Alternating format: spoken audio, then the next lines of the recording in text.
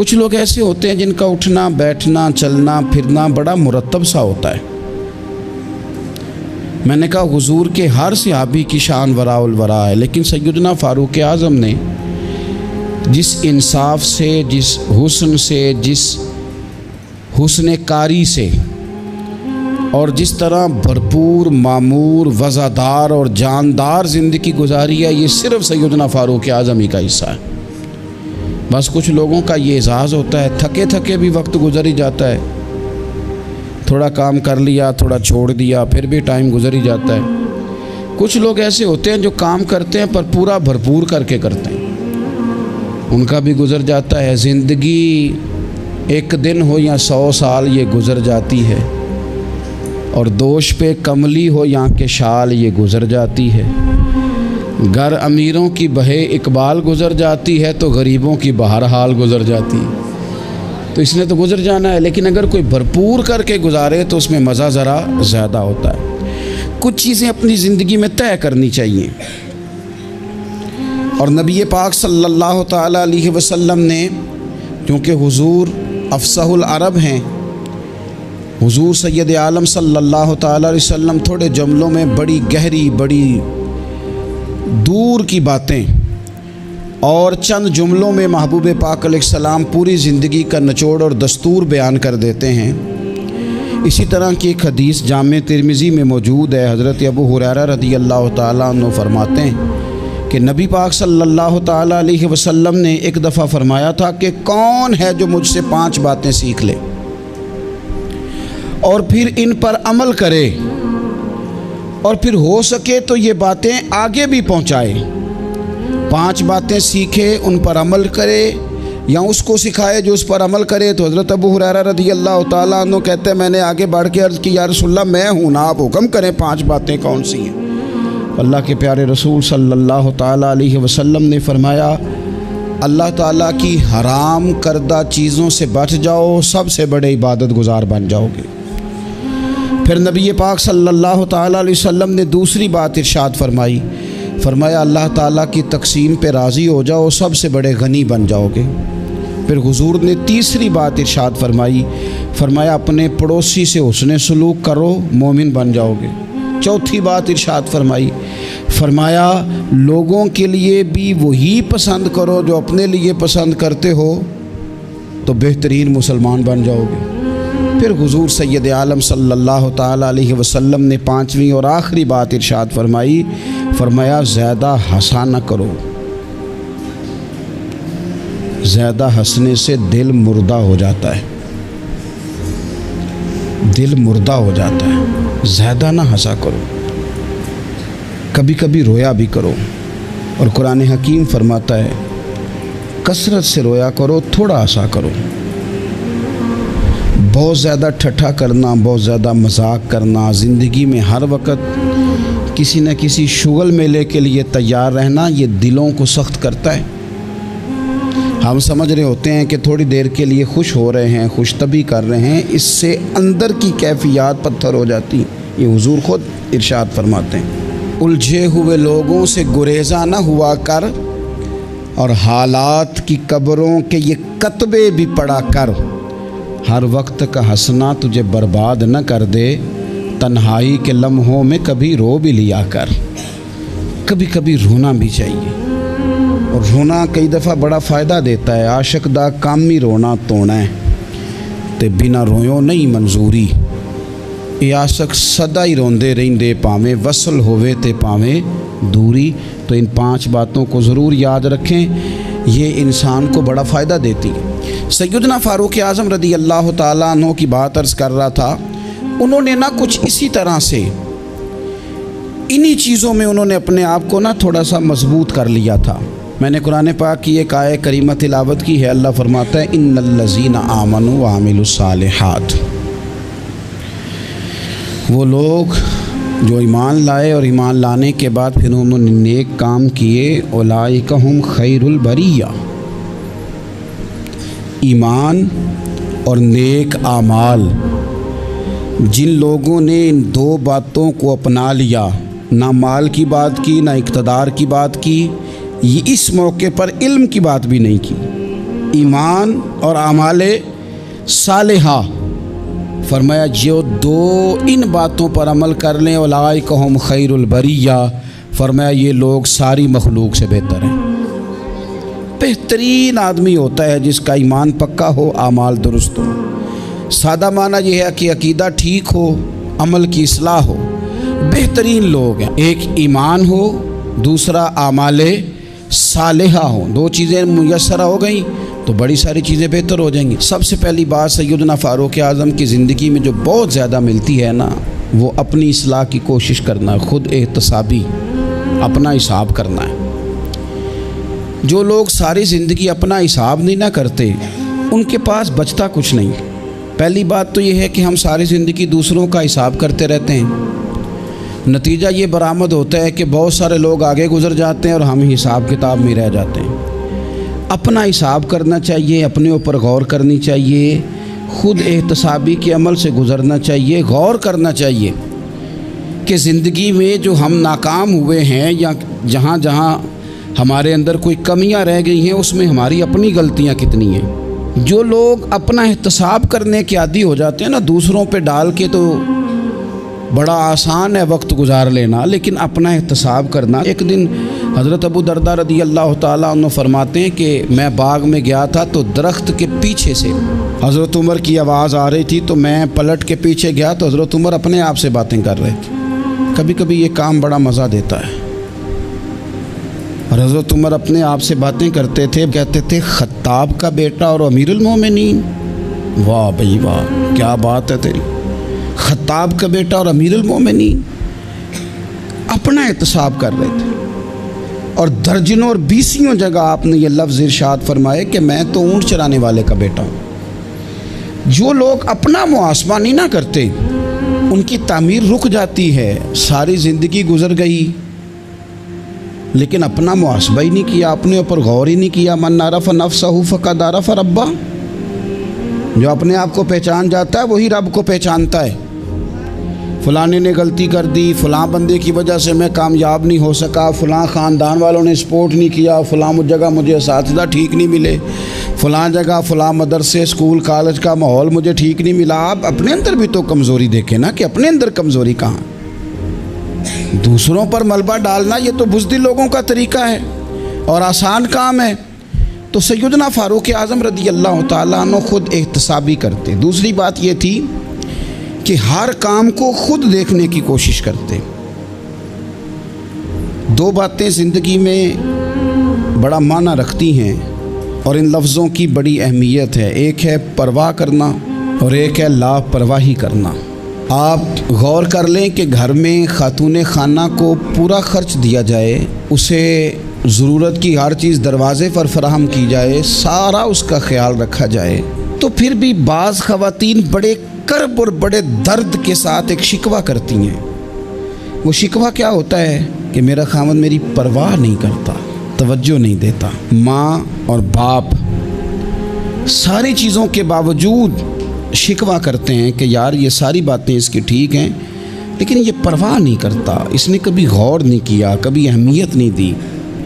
ढेर सारे तालिब इल्म लायक होते हैं, उम्मीद की जा सकती है कि बहुत बड़ा ज़िंदगी में कारनामा सर अंजाम देंगे, लायक ज़रूर होते हैं लेकिन लापरवाह होते हैं। अल्लाह ने उन्हें कुदरती सलाहियत दी होती है, रब ताला ने उन्हें वुसअत दी होती है हाफ़ज़े में, लेकिन वो एक लापरवाही की वजह से अपनी ज़िंदगी की सारी खूबियाँ ज़ाया कर देते हैं। परवाह नहीं करते, जो काम ज़रूरी होता है उस पर तवज्जो नहीं देते। तो फिर ये भी एक नाशुक्री होती है कि अल्लाह ने इतना हाफ़ज़ा दिया, समझ दी और परवाह नहीं की। तो ठीक है, फिर निकम्मे लोग कामयाब हो जाते हैं जिनको ये निकम्मे समझते थे, और ये पीछे रह जाते हैं। परवाह और लापरवाही ये बड़ा अहम काम है। हज़रत सैयदना फ़ारूक आज़म रदी अल्लाह ताला अन्हु की खूबसूरत ज़िंदगी में आपको एक चीज़ मिलेगी कि वो बहुत ज़्यादा ख्याल रखने वाले आदमी थे। यानी हर चीज़ को खुद देखना है। गवर्नर मुकर्रर कर दिया तो अब गवर्नर मुकर्रर करके वो बिल्कुल खुद ला ताल्लुक़ नहीं हो जाते थे सूबे से। गवर्नर मुकर्रर किया है, अब गवर्नर की निगरानी करनी है कि वो काम ठीक कर रहा है कि नहीं कर रहा। अब बाकी लोगों से पूछना है इलाके में जाके कि तुम्हारे गवर्नर का तुम्हारे साथ क्या रवैया है। बल्कि हज़रत उस्मान गनी रज़ी अल्लाह ताला अन्हु तो यहाँ तक फरमाते हैं अगर माल गनीमत के कभी ऊँट चले जाते थे ना, 22 लाख मुरब्बा मील का हुक्मरान, लोगों का प्रोटोकॉल नहीं हो जाता बहुत ज़्यादा, लेकिन 22 लाख मुरब्बा मील पर हुकूमत करने वाला शख्स माल गनीमत के ऊँटों को भी खुद संभालता था। तो हम समझते हैं ये छोटा सा काम है, मैं क्यों करूं, मैंने इतने बंदे मुकर्रर कर दिया, वो कर देंगे। याद रखना, दरिया में इकट्ठे बांध नहीं टूटा करते, पहले थोड़ा सा सुराख आता है, उसकी निगरानी नहीं होती तो फिर सारा बांध टूट जाता है। हम छोटी छोटी लापरवाहियाँ शुरू करते हैं तो उससे नुकसान बढ़ जाता है। अपनी ज़िंदगी में कभी लापरवाह ना बने, मिजाज इस तरह का बनाएं कि कामों पर तवज्जो करें। सैयदना फ़ारूक आज़म रज़ी अल्लाह ताला अन्हु खलीफा बनने के बाद सोना बहुत कम कर दिया था, कोई और मसरूफियत नहीं रखते थे, अपने हर काम पर खुद तवज्जो। कई दफ़ा बहुत सारे लोगों से हम काम लेते हैं पर इतना ज़्यादा उनको कहना पड़ता है, बार बार बताना पड़ता है, सिखाना पड़ता है कि कई दफ़ा बंदा सोचता है खुद ही कर लेता तो अच्छा था। तो जब काम करना भी है, 100 दफ़ा कहने से भी करना है तो एक दफ़ा कहने से भी कर ही लेना है। तो काम पर ख़ास तवज्जो देना ये सैयदना फ़ारूक आज़म रज़ी अल्लाह ताला अन्हु का तरीका था। तीसरी बात ये थी, हज़रत उमर में मुशावरत के बड़े कायल थे। हज़रत फ़ारूक आज़म रज़ी अल्लाह ताला अन्हु ने मजलिस शूरा को बड़ी सख्त अहमियत दी। अल्लाह ताला ने उन्हें बड़ी समझ अता फ़रमाई थी, बड़ी अकल अता फ़रमाई थी। और हमारे ज़माने में ये भी है कि जो बंदा कामयाब हो जाता है ना, वो फिर लेक्चर बड़े देता है। वो कहता है मेरे कौल तो कवाले ज़र्री हैं, इनको सुनो, ये तो हसीन फूल हैं, तो बड़ी खूबसूरत चीज़ें हैं, चूँकि कामयाब जो हो गया। अब वो बजाय आजिज़ी के बाज़ौक़ात ऐसे लोगों के लफ्ज़ों के अंदर तकब्बुर की बदबू महसूस होती है, बू आती है कि यार ये कामयाब हो गया तो अब ये मशवरे दे मार रहा है। सैयदना फ़ारूक आज़म इतने बड़े आदमी थे पर राय लेते थे, मशवरा लेते थे, सहाबा से पूछते थे, मुशावरत करते थे। अपनी पूरी ज़िंदगी में उन्होंने कोशिश की कि कोई काम बग़ैर राय के ना किया जाए। हज़रत सैयदना मौला अली शेर खुदा उनके सबसे बड़े मुशीर थे। हज़रत उस्मान गनी, सैयदना अबू दरदा, हज़रत जनाब अब्दुर्रहमान इब्न औफ रिदवानुल्लाह ताला अलैहिम अजमाइन, इन लोगों से मशवरा करना, इनसे राय लेना और राय के मुताबिक आगे चलना, और फिर जो राय खैर की हो उसे कबूल करना उनका मिजाज था। कुछ लोग मशवरा करते हैं लेकिन बंदों को राज़ी करने के लिए, तो वो मशवरा करते थे कबूल करने के लिए। फिर हमारे यहाँ लोग मशवरा करते हैं अपने खुशामदियों से, तो खुशामदी जो मशवरा देते हैं वो तो कहते हैं जनाब बल्ले बल्ले, आप फ़िक्र ही ना करें, आप कार गुज़रें।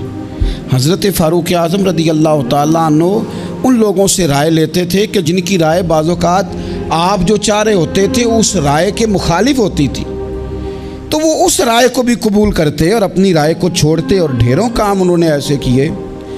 हज़रत सैयदना फ़ारूक आज़म रज़ी अल्लाह ताला अन्हु ने एक दफ़ा एक बात इरशाद फरमाई, तो एक ख़ातून ने पर्दे के पीछे से उठ के कहा कि फ़ारूक आज़म आप ये बात इस तरह कर रहे हैं और कुरान पाक में ये बात मेरी समझ में इस तरह आई है, आप अपने इज्तिहाद से बात कर रहे थे, उसने अपने इज्तिहाद से बात की। तो हज़रत उमर फ़ौरन बोले, ये मैं उस शख्स की बात कर रहा हूँ जो मुहद्दिस हैं इस उम्मत के, उनकी बात कर रहा हूँ जिन्हें हुजूर ने फरमाया मेरे बाद नबी होते तो उमर होते। हज़रत उमर फ़ौरन कहने लगे, लोगों, एक मर्द ने ख़ता की है और एक औरत ने दुरुस्त कहा है। लेकिन आप देख लें, बड़े सारे लोग हैं जो राय तो लेते हैं पर मशवरा करने को तैयार नहीं होते। चौथी बात सैयदना फ़ारूक आज़म की मुक़द्दस ज़िंदगी में जो हमें बहुत ज़्यादा मिलती है वो ये है कि मिजाज में अदल इंसाफ बहुत ज़्यादा था, और घर के अंदर से लेकर अदालत के ऐवानों तक मिजाज अदल वाला, तबीयत अदल वाली। याद रख लें कि जहाँ इंसाफ नहीं ना होता वहाँ कोई चीज़ कायम नहीं रहती। मुआशरे हमेशा अदल व इंसाफ से चलते हैं। हज़रत उमर फ़ारूक रज़ी अल्लाह ताला अन्हु पर बज़ाते ख़ुद मुकदमा हो गया तो आप काजी की अदालत में पेश हुए, लेकिन जब आप गए तो काजी साहब उठ के खड़े हो गए। फिर उन्होंने बड़े एहतराम के साथ आपका नाम लिया, तो हज़रत फ़ारूक आज़म रज़ी अल्लाह ताला अन्हु फरमाने लगे, आप इस मुकदमे का फ़ैसला कर लें, उसके बाद मैं आपको माज़ूल कर दूँगा, इसलिए कि यहाँ तो आप वही एहतराम उस शख्स को भी देते जिसने मेरे ऊपर मुकदमा किया है, और यहाँ मुझे भी ना देते, चूँकि आपने मेरा एजाज़ किया है हालांकि मेरे ऊपर मुकदमा है, तो लिहाजा आप दो लोगों में इंसाफ नहीं कर सके, ये फ़ैसला आप कर लें, उसके बाद आपको फारिग कर दिया जाए। जब आप ख़ुद को कानून के हवाले नहीं करते तो फिर आप कैसे तवक्को करते हैं कि दुनिया में इंसाफ कायम होगा। तो ये मिजाज था। पाँचवीं बात ये थी कि हज़रत फ़ारूक आज़म जान, माल और इमलाक के तहफ़्फ़ुज़ के बड़े कायल थे। वो कहते थे कि मुसलमानों की जान, माल, घर ये कीमती असासें हैं। हमारे यहाँ गरीब आदमी थाने में पर्चा कटवाने नहीं जाता, वो कहता है जितने सवालों का मुझे जवाब देना पड़ेगा ना, चोर को इतने सवालों का जवाब ही नहीं देना पड़ता, वो जाता ही नहीं। हज़रत उमर फ़ारूक रज़ी अल्लाह ताला अन्हु क़द्र की निगाह से देखते थे इंसान की इज़्ज़त को, और बहुत कदर की निगाह से देखते थे। जब एक गवर्नर साहब के बेटे ने किसी आम मुसलमान को कोड़ा मार दिया या कोड़े मार दिए, तो हज़रत उमर फ़ारूक ने गवर्नर को बुला के जो लफ्ज़ कहे थे वो तारीख़ का हिस्सा है। आपने फरमाया था कि तुम गवर्नर हो, लेकिन तुमने कब से लोगों को अपना ग़ुलाम समझना शुरू कर दिया है, हालांकि इनकी माओं ने इन्हें आज़ाद पैदा किया है। माओं ने आज़ाद पैदा किया और तुमने इन्हें ग़ुलाम समझना शुरू कर दिया। तो आपके मिजाज के अंदर जो जान, माल, इज़्ज़त का तहफ़्फ़ुज़ था वो एक बड़ी अहम बात थी। और छठी बात बड़ी अहम थी, वो ये था कि अपनी रियाया में जहाँ उनके माली मामलात का ख्याल रखते थे, उनके हुकूक का तहफ़्फ़ुज़ करते थे, उनके जान माल की हिफाजत का ज़िम्मा लेते थे, वहाँ उनकी इस्लाह करते थे, दीनी इस्लाह। यानी ये खलीफा वक्त हैं जो फ़जर की नमाज़ के लिए घर से निकलते हैं तो रास्ते में जितने घर आते हैं उनके दरवाज़ों पे दस्तक देते हैं, उठो नमाज का टाइम हो गया। और अगर एक सहाबी जमात में देर से आते हैं तो हज़रत उमर उनसे फरमाते हैं कि आप देर से क्यों आए हैं? आप अगर वक्त पे नमाज अदा नहीं करेंगे तो फिर बाकी लोग किस तरह तवज्जो करेंगे आपके जो घर के हैं और आपके जो तहत जिनको अल्लाह ने बनाया है। तो लोगों की इस्लाह करना, दीनी रूहानी जज्बा उनके अंदर बेदार करना, उन्हें अल्लाह और उसके रसूल सल्लल्लाहु ताला अलैहि वसल्लम की बारगाह के साथ जोड़ना, ये भी सैयदना फ़ारूक आज़म रज़ी अल्लाह ताला अन्हु का तरीक़ा था। एक और अहम बात, अगर खलीफा हक़ पे हो, दयानतदार हो, इस्लामी दीनी शरई उसूलों के मुताबिक चलाता हो तो फिर उसकी इताअत भी ज़रूरी होती है। हज़रत फ़ारूक आज़म अमली निफास के भी बड़े कायल थे। ऐसा नहीं है कि कोई बंदा शुतरे बेमुहार हो जाए, कानून की पाबंदी न करे। फरमाते थे अगर हम गलत हैं तो हमारी इस्लाह करो, अगर हम ठीक हैं तो फिर तुम्हें इताअत करनी है, तुम्हें पीछे चलना है, तुम्हें कानून की पाबंदी करनी।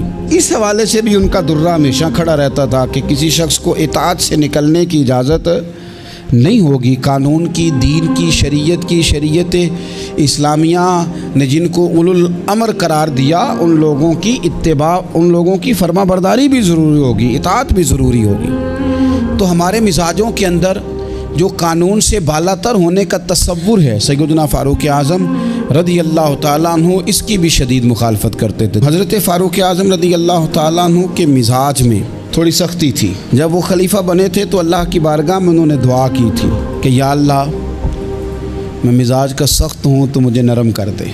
अपनी इस तबीयत से भी वो आगाह थे।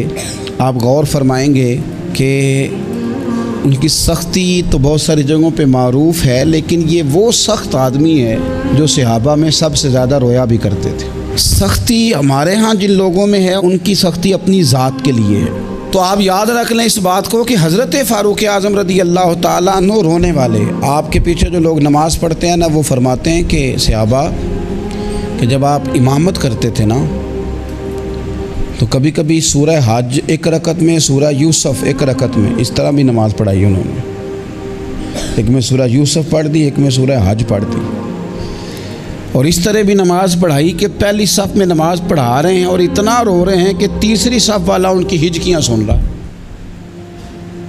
मैंने कहा ना, बड़े अरसे के बाद ये शेर मुझे याद आया कि उलझे हुए लोगों से गुरेज़ा ना हुआ कर, हालात की कब्रों के ये कतबे भी पढ़ा कर, और हर वक्त का हंसना तुझे बर्बाद ना कर दे, तन्हाई के लम्हों में कभी रो भी लिया कर। तो हज़रत फ़ारूक आज़म ढेर सारा रोने वाले।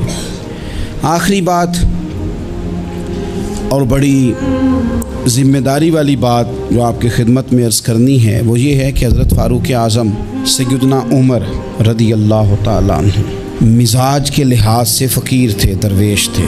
सारा दिन बन संवरने के चक्कर में पड़े रहना, बेहतर से बेहतर पहनना, बेहतर से बेहतर ओढ़ना, बेहतर से एक वक्त होता है जब कभी ये चीज़ें अच्छी लगती हैं, लेकिन जब बंदा ज़िम्मेदारियों वाला हो जाता है ना, फिर वो अच्छा नहीं लगता ये काम करता। फिर सादगी और ज़िम्मेदारी यही उस बंदे की ड्यूटी महसूस हो तो अच्छा लगता है। यानी तामत पहनना है तो कई जगह से उस पर पाबंद लगे हुए हैं। ये 2 मिनट के लिए सोचें भला मैंने क्या कहा है। यानी एक बंदा 22 लाख और दर्जनों सूबे हैं उस मुल्क के जिसके वो गवर्नर हैं। कोई ज़िंदगी में काउंसलर देखा आपने जिसके कपड़े फटे हुए हों?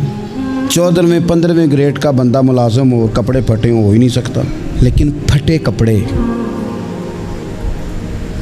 ओ दोस्तों कहानी नहीं सुना रहा, फटे कपड़े, फटा कुर्ता, कहत पड़ गया तो घर के अंदर तार खाना बन गया घी वाला। तो फरमाने लगे कसम खा लिया मैंने, जब तक सारे लोगों को रोटी नहीं मिलती उमर घी वाला सालन नहीं खाएगा। अरब शरीफ में खुशबू बड़ी महंगी, आज भी महंगी है। तो खुशबू आई थी माले गनीमत में, तो वो बांटनी थी। तो आपने एक सहाबी की बीवी की ड्यूटी लगानी चाहिए, तो घर से वो खुशबू मंगाई। तो बीबियाँ होती हैं ना, वो बात कर देती हैं। तो आपकी अहलिया कहने लगी उमर मैंने कोई मतलब मेरे ऊपर यकीन नहीं, मैं ईमानदार नहीं। तो हज़रत उमर फरमाने लगे नहीं, मसला ये नहीं है, मसला ये है कि मैं चाहता हूँ कि वो ही बांट दे, यही हमारे लिए बेहतर है। तो उन्होंने कहा जी वजह क्या है, मैं क्यों नहीं बांट सकती? तो आप फरमाने लगे तू कहीं ले नहीं जाएगी, पर बांटते बांटते जो तेरे हाथों को लग जाएगी उसका हिसाब उमर कैसे देगा? थोड़ा सा ना मिजाज सादा कर लें, पहनना और खाना अपना हमेशा सादा रखें। 2 चीज़ें बंदे को मरवा देती हैं, एक ज़ुबान का जायका, एक दौलत की हिरस। अच्छे खाने के बावजूद भी हमारे मशाइख का तरीका था कि बाहर खाने अच्छे खाए जा रहे हैं, घर में सादा खाना। जितना ज़ुबान को जायका लग जाता है ये तंग करती है, रोज़ नई से नई रोटी मांगती, इससे बच जाओ। सैयदना फ़ारूक आज़म के मिजाज में सादगी, खाने पीने के और पहनने के माहौल में आप बेतकल्लुफ़ हो जाएं। इसने बड़े मसाइल बनाए हैं। मैंने थोड़े दिन पहले भी कहा था, पहले ना हम लोग बड़े परेशान रहते थे, हम उस पर तकरीरें करते थे कि कुड़ी वाले जहेज़ मंगते ने, मुंडे वाले तो कुड़ी वाले परेशान। अब लड़के वाले बड़े नेक हो गए, आपको पता है अब जहेज़ नहीं मांगते, परहेजगार हो गए। उन्होंने कहते ने जहेज़ नहीं असा लेना, 600 बंदा ले आना, रोटी उन्होंने चंगी खुआनी जी। अब परहेजगारी आ गई, वे 600 बंदा जो आ रहा है इसने कभी रोटी नहीं खाई घर।